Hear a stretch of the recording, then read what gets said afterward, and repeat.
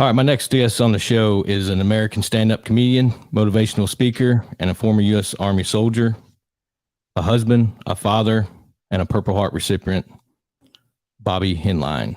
Appreciate you coming on the show, man. I know we tried to schedule it several times, and I had some stuff get in the way of it, and but I appreciate you're here now, and I can't thank you enough, man. Your story is amazing, and I can't wait to share it to all the viewers.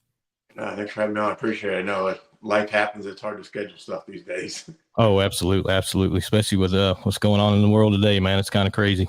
Yeah. But I want to kind of get into your background, where you grew up, what made you join the military, and the route you took in the military. And you joined at a pretty young age at 17. That's pretty incredible. Yeah, I joined at 17.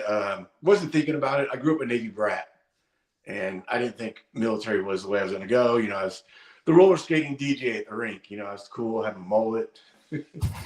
But I was heading the wrong path. I was heading the wrong way and starting to get into trouble. And my uncle actually talked me into joining the military. He said, you know what, we should go in together. He's only 6 years older than me. He's more like a bigger brother than an uncle. So he said, let's go in together. And I said, all right, you're right. We need to do this. He didn't pass the ASVAB. But I did. And so that's what got me in the Army at 17. Wow. Which I needed it. My mom hated signing for me to go in at that age, but she knew that I needed it. And she was not very good at giving out discipline. So I had to go somewhere else to get my discipline and grow up. Absolutely. The military is the way to go. Now, that's kind of crazy because a lot of guys going in on a buddy system, but the other buddy doesn't make the system to go in with you. That happened to me. So that's kind of cool. That kind of happened. And did they know you were 17? Were you allowed to go in at 17 at that? Yeah, you're allowed to go in at 17. Your parents have to sign for you. But you can't be deployed until you're 18. Oh, okay. Gotcha. So you go through basic. Where'd you go to basic at? First time I go to basic, Fort Leonard Wood. I went in as 88 Mike, a truck driver. They said you can basically drive a broken truck or fix a broken truck. I said, well, I guess is that a tow truck driver? That sounds a lot easier. I'll do that one. Absolutely. My buddy's an 88 Mike. Fort Leonard Wood. I did my basic and AIT there, and it was back in 1989. Wow. I was 9 years old.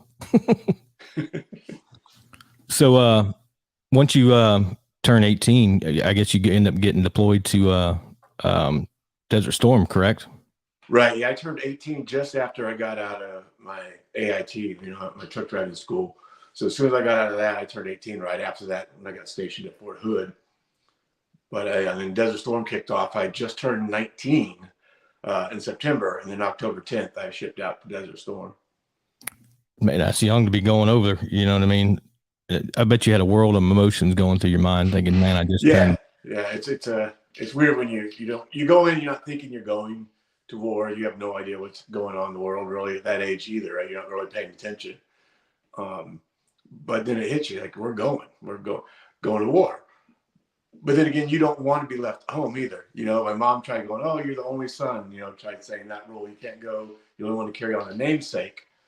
Well, they changed it at that time. If you didn't have a mother, brother, father, sister, direct family member that was wounded in war or killed in war, then that rule is gone anymore. They didn't have that anymore. They changed it to the last namesake thing. They got rid of that. Oh, wow. Yeah, I thought it was still going on. No, they changed that, and which was good. Is it gave me excuse to, all right, sorry, mom, got to go. Because, you go to basic training. Some of these guys I went to basic training with, all my training, got stationed with them. And now I know they're getting deployed. And I can't be, I'm going to stay home because I got to carry on my namesake. They don't give a shit about my name. we need you out there. And you don't want to leave them behind. You want to go with the team, the guys that you've grown up with in your training. Yeah, pretty much needs of the Army by that point. Yeah.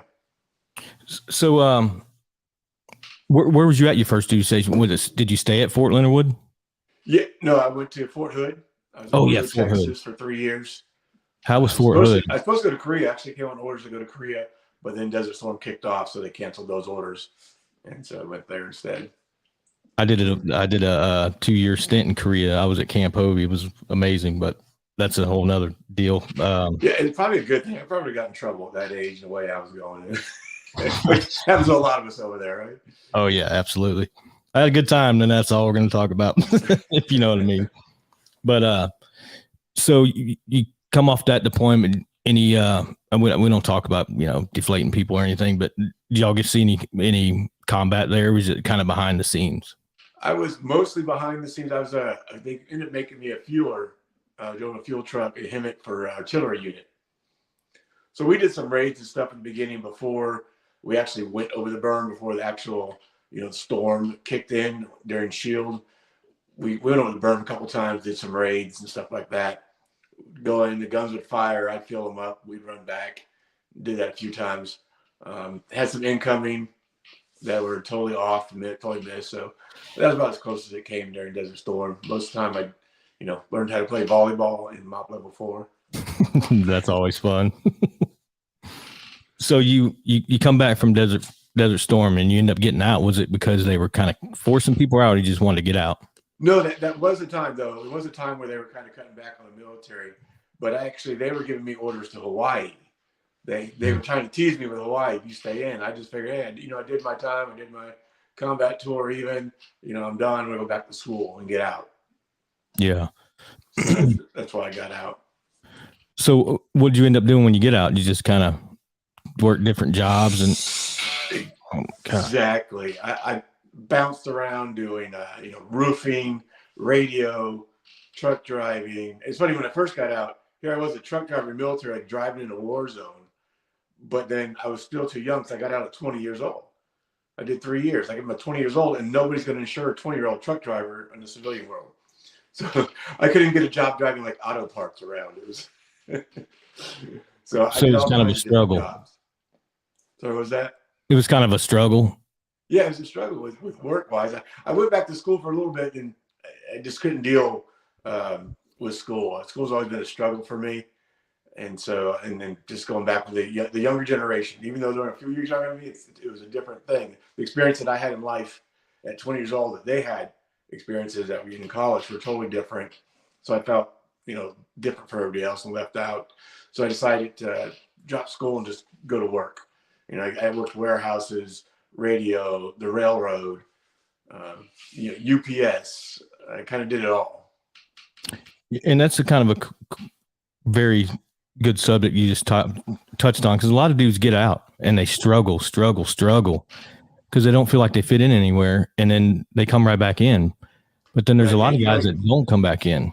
You don't even realize it. You're just so excited to get that ETS date, and you're getting out. You're like, I'm going home. I'm going to be happy. Nothing could, bring me down. I don't have to do any of this political stuff. As you know, the political side, going to combat and doing our jobs isn't so bad. It's the political stuff we got to deal with there in garrison when we're home. That gets kind of irritating.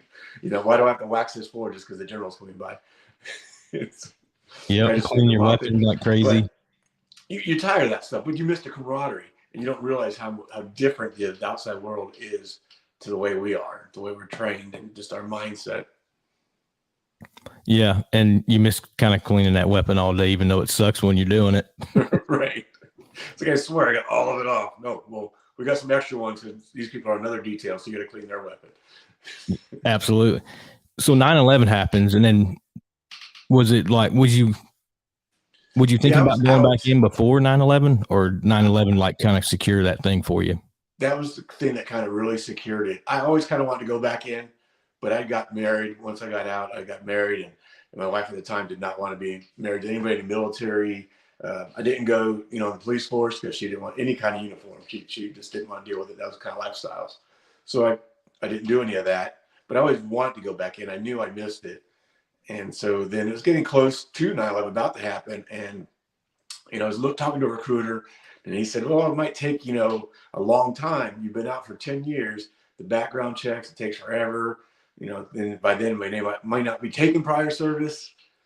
And I said, well, I'm thinking about it. So I was thinking about that and a couple of career jobs. And then 9/11 happened like the next month. And of course I called the recruiter, like, can I come in now? And how funny, they got me in like in 3 weeks. And you went infantry then, right? No, I tried to go, when I came back in, I said, hey, I want to go Airborne Infantry Ranger. Like, I'm going to do it all this time. And they said, no. I'm like, what do you mean? No? How bad was my test score that I can't go infantry? Yeah. But then what they did is you had to come back into the same MOS. Really? Which didn't make any sense, because they still made me go back to school and get trained on it again. I mean, it's a truck driver. It's not that difficult. But I still had to go back. I had to go back to basic, back to training. But the thing was, the Army needed truck drivers. So they're like, well, no, you got to come back. They got me. So they gave me choice of station. That's the only thing they kind of gave me was choice of station. They wouldn't even give me airborne. Really? No, they wouldn't even do that. But then at AIT, they came around and go, hey, who wants to go airborne? I'm like, try doing that. But I realized it's because the bonuses. The recruiter wasn't going to waste a bonus on me. He needed that lure for somebody else. I was coming in no matter what. He had me. I wanted back in. So he didn't need to lure me in with that. So that's how I ended up going airborne is in AIT. Oh, that's awesome. And then you get stationed at the 82nd, correct? Correct. Yep. Went straight to 82nd Fort Bragg. And I originally signed up. They gave me choice of station. I picked Benning because I knew if I was at Benning, I could probably get a slot in school, in the jump school. But since I changed my contract during AIT, that wiped that out, and 82nd owned you. Gotcha. How was the 82nd for you? I had a great time. The camaraderie is great. You work 24/7, of course, especially being a driver. You know, if I wasn't jumping, I was picking somebody up from a jump. And of course, you know, everything just kicked off in Afghanistan. So we're getting guys out. If you weren't deploying, you're helping somebody else to deploy. And so it was really, really busy during those times. So how many deployments do you go on after September 11th? After September 11th, I go to Iraq 3 times. So, yeah, 4 tours total. Damn. But I did, 2003, the first deployment to Iraq in OIF. And then that was a 12-month deployment. Came back for about 10 months. Went over to Fort Carson during that time. Then deployed for another 13 months with Fort Carson with 3rd ACR. And then that was in 2005. And then came back from that. And at that time, they started the dwell time. So you had to be home as long as you were gone. You know, if you're deployed 6 months, you'd be home 6 months. Deployed a year, you'd be home a year. So I got back from Carson. You know, 3rd ACR was shutting down and moving back to Fort Hood, or was it, what's the one I'm trying to think of? El Paso, Fort Bliss. Fort Bliss. And I was like, I don't want to go there. So I ended up going back to 82nd. And during that time, I had to go to BNOC and everything during the move. And so I got back to Bragg. That was in 06. My unit just deployed, so I still had 6 months dwell time. So they wouldn't send me out with them. So I had to sit out, home for 6 months, and then finally got the ship out in 07, March of 07. So I was in Tikrit in 05, and that was a damn terrible time to be there. 05. Oh, yeah, you weren't that far away. I was in Telfar. Oh, yeah. So you were right down the damn road from me. 05, man, that was when the IEDs really started kicking off real bad. Yeah, especially up there in the north. I mean, they're all coming in from Syria and stuff, and that's what we're kind of watching the border up there with 30 ACR. Yeah. Telfar had all these schools going on and training, and we had to go in and clear that whole thing out. It's kind of a whole Fallujah thing up there. We just had to put a berm around the whole city. So, all right, if you're good, come out. If you're bad, we're coming in to get you type thing. So you're on your 4th deployment, and that's when the attack happened. Yeah, in 07, I get deployed. I was only gone 3.5 weeks. By the time I got to Kuwait, got to my unit, I've only been with my unit maybe 2 weeks tops. And I saw when I first got there, I was supposed to go to a different unit with my unit, but I was supposed to go to Alpha Troop. But I saw they scratched that out because Delta Troop needed an E6 transportation guy, and they were getting hit left and right. They got attached to 1st Cav just north of Baghdad, during the surge, trying to help out with that. So I got with them. I mean, the first day I'm out on the road with them, 8 daisy chain IEDs. Luckily they found them. Route clearance found them, but it was just day after day. They were getting hit. We lost 22 guys that year from one unit. 22 guys in one tour. And again, I was only out there 2.5, maybe 1.5 to 2 weeks actually with the unit when my Humvee got hit on April 7th. Like for the view, a lot of people don't understand, like when you're going out, you're rolling it and rolling. And I know for me, I gunned on them. I drove, I gunned. Everything you see is like, is this going to blow up? Is this going to blow up? Right. There's trash on the side burning, some other holes, pile of rubble. There's all kinds of stuff out there. The funny thing is, what they tell us, if it doesn't look normal, be aware. But the problem is the thing that doesn't look normal to us here is normal there. Mm-hmm. A donkey tied up in the middle of the road in the intersection is not a big deal. There's a little spot there. They're burning trash by it. Not a big deal. That's normal. So it's hard to tell what is exactly not normal. You got to get used to that area first. Of course, that's what they did most of their attacks. Their attacks were mostly done when we were doing right seat rides, right? We're changing over units. That's when they attack us the most because the new unit's confused. Yep. Yeah, that's the tough part because you're trying to train a new unit of the area of operation, and it's just, man, it's a tough deal. Yeah, the unit's trying to figure it out. You got guys getting complacent because they're getting ready to go home, so it's the best time, and they knew that, and that's where they would hit us most. So, are you doing like a patrol, and then did you run over an ID, or was it an EFP, or? Yeah, we were running around doing supplies, going to all the FOBs to make sure they had the supplies, doing a supply run, checking on them, bringing soldiers in and out, and different things like that, and equipment to build them up. So we were doing that. We left probably 7:30 that morning, maybe 8 o'clock out, and I got hit at around 1700, 5 o'clock. And so I don't remember the whole day. I remember having an extra cup of coffee that morning before we left. Mm. And the only reason I remember that is because of the captain that was sitting behind me in the Humvee. Is the only time we went out. Captain Graspall was the S4 captain. So when he came out, he was just checking his everything again, checking the supply line, making sure everything was good. So he came out, and that's the only reason I knew it was that day, because he was running late. And I thought, he's not here yet. We can't roll out. I'm gonna get an extra cup of coffee, get my energy up. But yeah, it turned out to be for the scene report afterwards. Mm-hmm. We had just left one of the bases on one of the FOBs, and it was 3 to 4 artillery shells, 155 rounds that were buried on the center of the road. Damn. It threw the Humvee 20 meters, leaving a hole diameter of 5 feet, 3 feet deep. I mean, it took that up armor Humvee and just tossed it, and of course went sliding upside down. Destroyed it.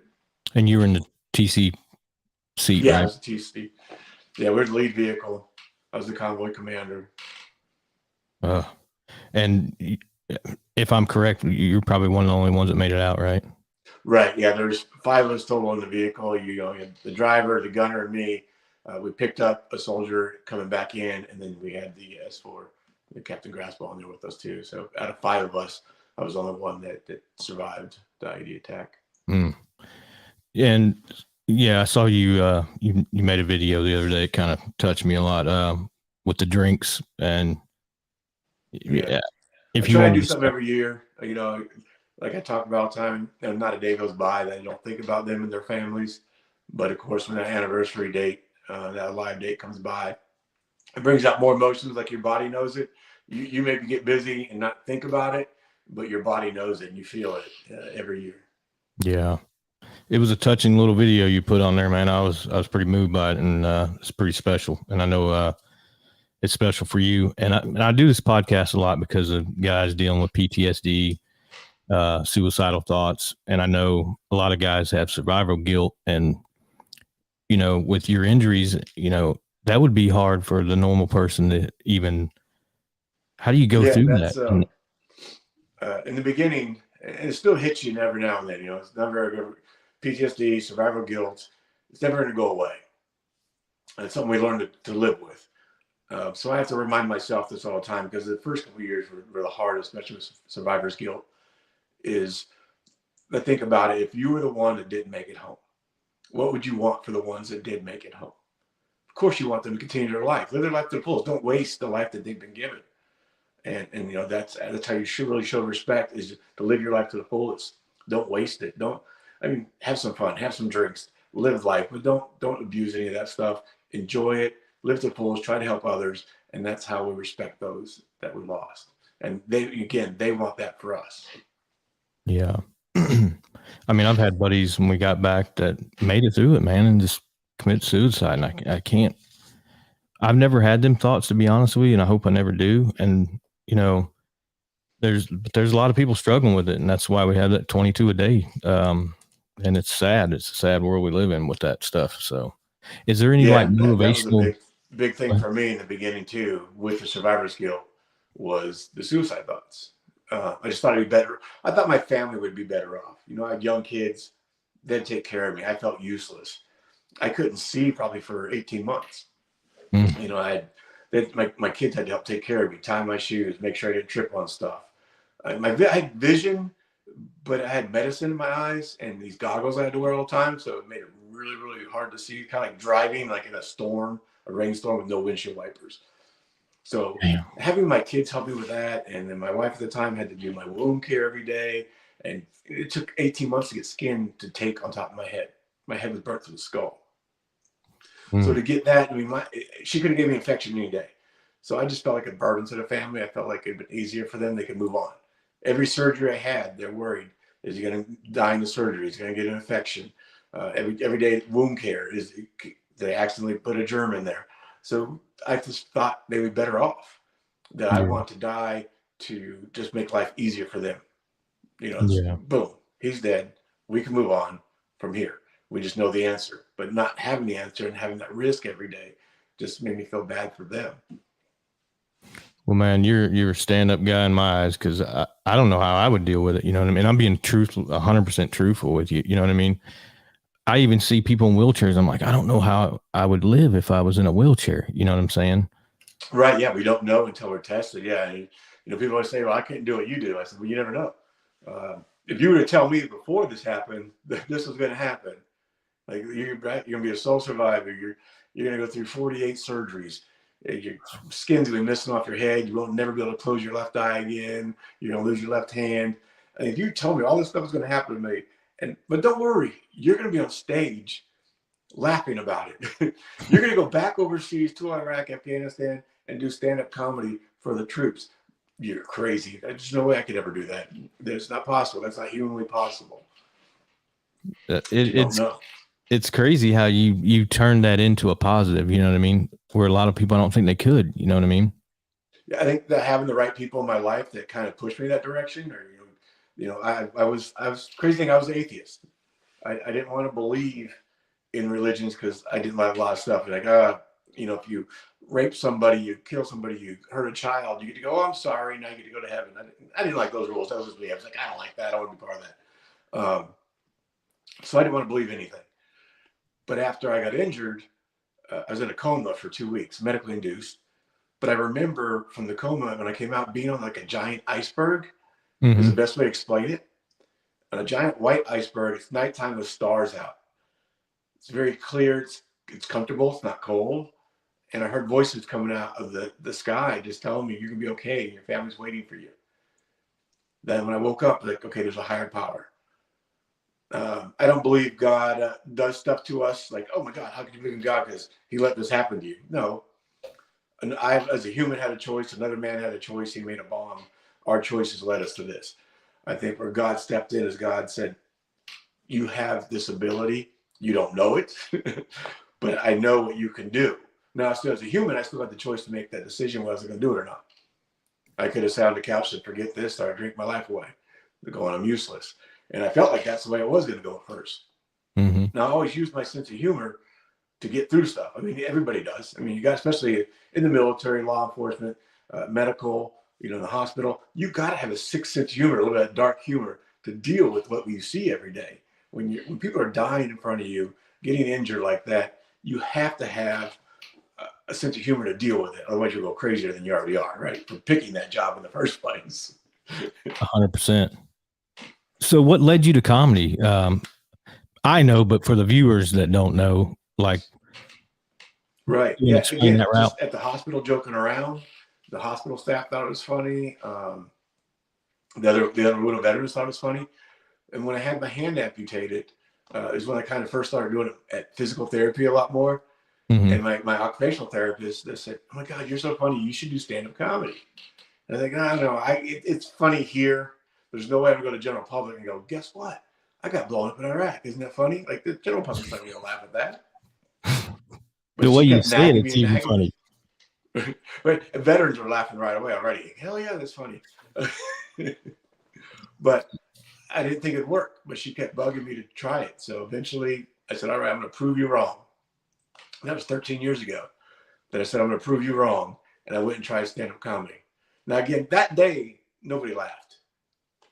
I got 3 minutes on the stage at the Comedy Store in LA.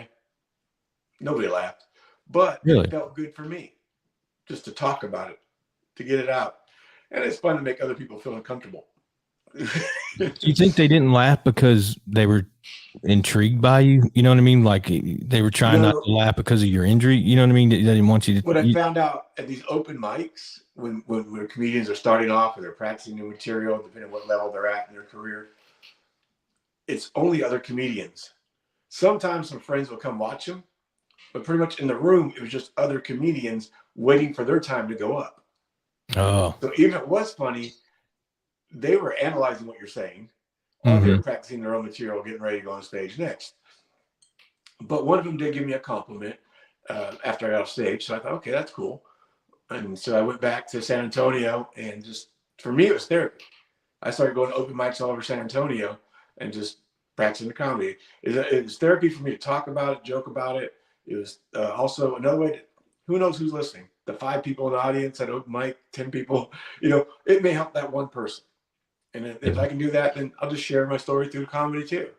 And that's what I learned with the motivational speaking, is by sharing my story, I can help others. I didn't realize that at first, but just because the news media kept coming to see how the wounded veterans were doing. And then I did one thing with National Public Radio, and it was kind of when I turned that corner from feeling sorry for myself and wanting to die. I prayed to God for like 18 months just to take me, that I'm useless, I shouldn't be here. I just didn't want to wake up the next morning. But I turned that corner. I finally got the skin graft to work on my head. I'm getting my independence back. I'm driving myself to my doctor appointments. And so once I turned that corner, I'm like, okay, I can do this. If the reason I'm alive is just to raise my children, to be an example for them, then that's a great reason to be here. To live for the ones that didn't make it home, then that's what I got to do. I can't waste it. And so I just started being positive at that point. And I found out through the one story on NPR that other people saw my story. They heard an interview like this, and they said, oh my God, I can't fathom going through something like that, being positive on the other end. So it helped put life in another perspective for them that they weren't thinking of. And I've learned that over the years, that by doing that, if everybody sharing our story, this is my story, but we all got our stories. We all could help somebody else by sharing our stories. And so that's what I try to tell people, this is me. Today I get to remind you, but tomorrow you're going to be reminding me. I need pick-me-ups too. I need reminders, because I don't wake up every day going, hey, life is great. I'm moody. My hair might not go right. The beard might look weird one day. All right, I get frustrated because I can't fix something because I got one hand. Like I just moved and I'm working, trying to fix up this new shop I got, and I'm having trouble with it because I got one hand. I'm trying to clean the floor, paint the walls, and do all this stuff, and it gets frustrating. But I look, okay, I got friends with no hands. I got friends with no limbs. I don't have a friend without a head yet, but I don't know. There might be one out there. But I got to put life in perspective for myself too. When I go, life sucks, I got one hand. We all need reminders. Yeah, absolutely. You got me, man. No, man, I think you're amazing, because, and like you said, you don't know until you're put to that test, and right. You have done amazing things with it. You know what I mean? Do you have a website that people can go to? Do you? Yeah, of course. I got the Well Done Comedian. Which, I started doing comedy, and they're like, "Hey, you got to brand yourself." I'm like, I'm already branded. How about the Well Done Comedian? Oh, so boy. you can go to that website, the Well Done Comedian. You can reach me on there, Bravo748.com. Bravo 748 is a speakers bureau that my fiance and I started, and that helps military and law enforcement with speaking engagements. Oh, that's awesome, man. I just heard a plane go over. I thought it was in my... Do you hear it? No. God, that's so weird sounding. But of course, all social media, you can find me there and reach out there too. It's, absolutely. Have you wrote a book? I have not wrote a book. I'm not a big book reader either. And I think that's probably why. I do write I write poetry, I write comedy, and I do some songwriting. Lyric wise, I I cannot write the music. The rhythm thing is not there. I can dance, but I can't write that rhythm. Yeah. But Now, yeah. where all do you go to do motivational speaking? Is it all over America, all over the world? Yeah, so far I've done Mexico, Canada, and U.S. And it could be from a high school to a homicide detective meeting going on. I've worked with law enforcement, churches, all kinds of businesses, Boeing. You know, everyone needs a reminder story, and I got something a little different with the humor added to it. So I think a lot of people like that with hearing my story is the humor side of it. When I share my story, I'll definitely always leave with a nice little comedy set at the end. You know, you may cry here, but you're gonna laugh here, and you're gonna see that anything's possible. Absolutely. You know, in my story, I talk about what I've been through, how I got through it. And it's like, look at me here, skydiving. Look at me surfing. Look at me doing this. And it's not about look at me, but look at me. If I can do it, you can do it. And that's the main point. You know, I'm just this high school dropout that joined the Army, truck driver, not such a smart guy, jumps out of airplanes kind of person. If I can do it, you can do it. Absolutely. Well, I have some pictures I want to put up for the people that are viewing, and I want you to describe what you're feeling at that moment and just what the picture is all about. Before you do that, I want to say, look, see, the camera's backwards on me right here. Mm-hmm. But the logo you got up here. Yes, sir. When I first turned the phone on, you came on. I looked at my wall because I just moved here. So I'm like, is there something on the wall? So I should have mentioned them. That's Welcome Home Veterans. They actually sponsor my podcast, and it's a great little. It's a live museum, and there's memorabilia from each war. Guys get together and they drink coffee and they feel like they're a part of something again. And it's an amazing place. If you're ever in the Charlotte area, which you used to live in Stanford, right? Right. Yeah, I was just in Stanford. I just left North Carolina. Yeah. Yeah. So I live in the Wake Forest, Raleigh area. So you weren't that far from me. Oh, wow. But yeah, Mooresville, North Carolina, it's a welcome home coffee shop, and it's actually saved a lot of veterans' lives. A lot of the Vietnam veteran, Korean War veterans, they talk about it. Like, if I wouldn't have found this, I probably wouldn't be here. Well, and maybe we need to do a meet and greet there and just kind of hang out one more and try to get people to come up for some coffee. That'd be a good Dude, thing. it's amazing. Yeah. But yeah, that's kind of funny that you thought it was on your wall. That's funny. I'm like, what? Because I just moved in. Like, we've been here 2 weeks. I've been running around. Like, was there something on the wall there? I didn't notice. Oh, that's awesome. All right, so I'm gonna throw the pictures up and so people can see them and just talk a little bit about each one of them. Here we go. That is 2003.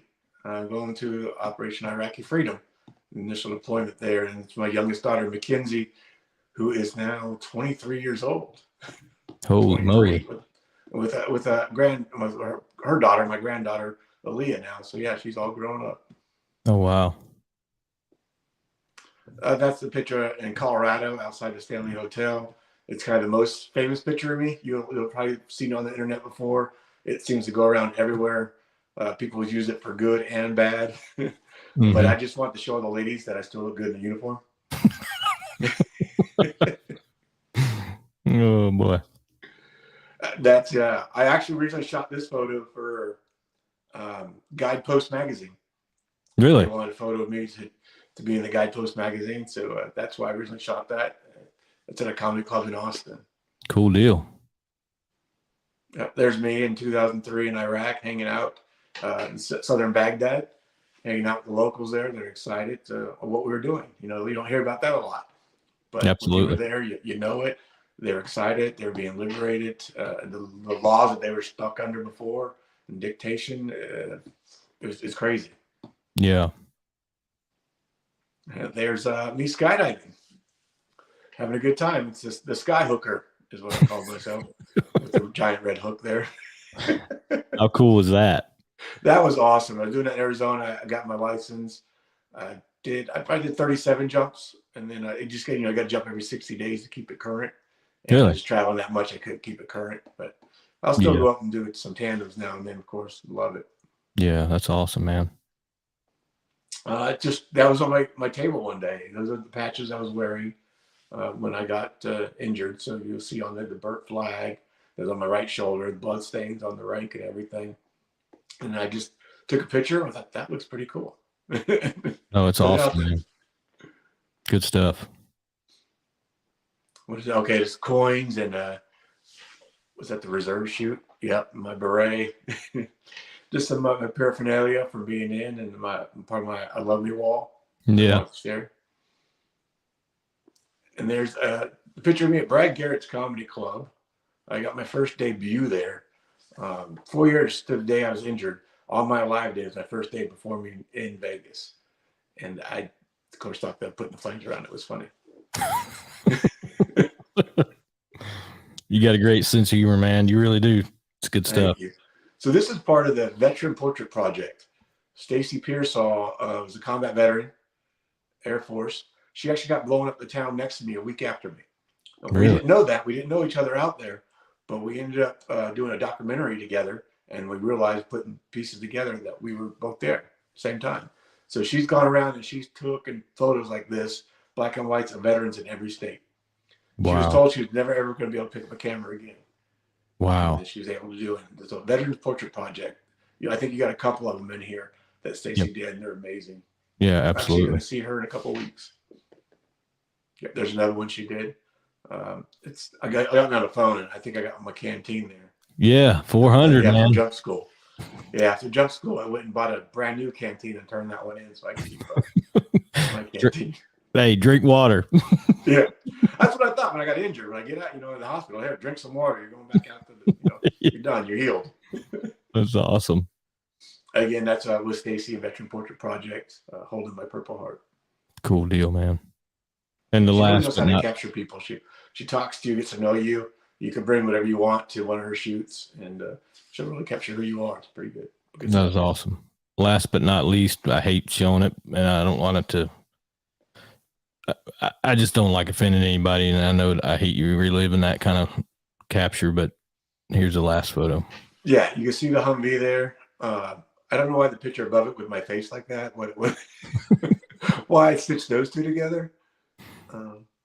Yeah, I don't know why those are stitched together like that. But yeah, that's his Humvee. That's the one he was in when it they ran over an IED. Now, are you just seeing the Humvee? Are you seeing the other picture too? I can see both. Okay. Yes, I don't know if I stitched them together like that. Why I did that? What post that was? Something weird.